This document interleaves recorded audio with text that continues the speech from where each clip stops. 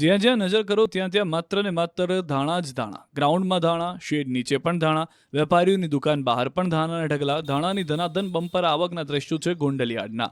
ધાણાનું hub ગણાતા Gondal market યાર્ડમાં ધાણાની record break આવક થઈ. રવિવારની રજા બાદ સોમવારે યાર્ડ ખુલતા જ ધાણાની ફોરમથી યાર્ડ મહેકી ઉઠ્યું. યાર્ડ ચલોચલ થઈ ગયું. સૌરાષ્ટ્રભરમાંથી ધાણા લઈને ખેડૂતો માર્કેટ યાર્ડ પહોંચ્યા હતા.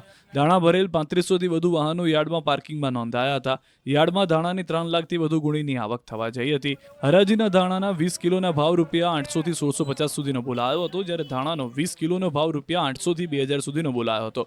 ધાણાની બમ્પર આવકથી વેપારીઓએ પોતાની દુકાન બહાર પણ માલ ઉતાર્યો હતો. આમ છતાં ક્યાંય પગ મૂકવાની જગ્યા ન બચતા અંતે યાર્ડના સત્તાધીશોએ ધાણાની આવક બંધ કરી. નવી સૂચના ન મળે ત્યાં સુધી ધાણા લઈને ન આવવા સૂચના આપી છે.